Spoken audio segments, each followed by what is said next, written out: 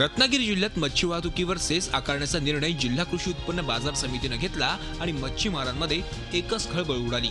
22 August पासून या कराची अंमलबजावणी केली जाणार होती।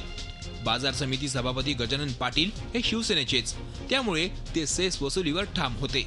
मात्र सेसला मच्छीमारांनी तीव्र विरोध केल्यावर आमदार उदय सामंतांनी गजानन पाटलांशी चर्चा करून सेस वसुली थांबवली।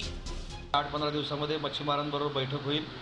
कृषी उत्पन्न बाजार समिती मच्छीमार यांच्यामध्ये समन्वय साधला जाईल आणि त्याच्यानंतरच सेसची ही कारवाई करावी अशा पद्धतीची आम्ही जी मागणी केलेली होती त्याला सभापतींनी सकारात्मक दृष्टिकोन डोळ्यासमोर ठेवून सहमती दिलेली आहे।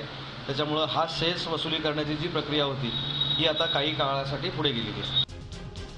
जिल्ह्यातल्या विविध 9 तपासणी नाक्यांवर मच्छी वाहतूक करणाऱ्या वाहनांची तपासणी करून सेस वसूल केला जाणार आहे। मच्छी वाहतुकीवर बाजार समितीमार्फत सेस कराचे दर निश्चित करण्यात आलेत। त्यात ॲपेसाठी 150 रुपये, छोटा हातीसाठी 500 रुपये, बोलेरोसाठी 500 रुपये तर 709 टेम्पोसाठी 1200 रुपये आकारण्यात येणार आहेत। कुठल्याही प्रकारच्या ट्रकसाठी 1500 रुपयांचा सेस आकारला जाणार आहे। सेस वसुलीत शिवसेनेने पुढाकार घेतल्यावर भाजपने त्याला विरोध केलाय। सेस कर वसूल करूनच दाखवा असं थेट आव्हानच रत्नागिरीचे नगराध्यक्ष महेंद्र मयेकर यांनी केलंय।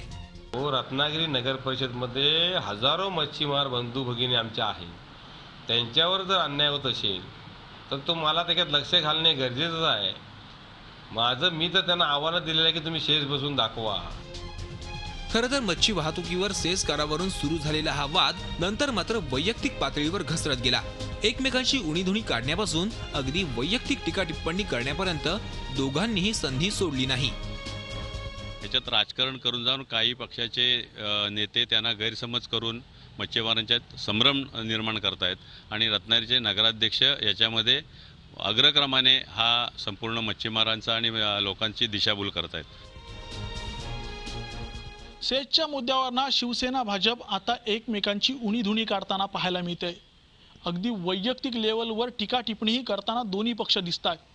मात्र यामागे राजकारण आहे ते वोट बँकेचं, कारण मोठ्या संख्येने असणारा कोळी बांधव हे रत्नागिरीच्या जिल्हा परिषद आणि नगर परिषदांमध्ये महत्त्वाची भूमिका बजावू शकतो आणि त्यामुळेच या समाजाला आपल्या बाजूने कसं ओढता येईल यासाठी सध्या दोन्ही पक्ष प्रयत्न करताना दिसतात।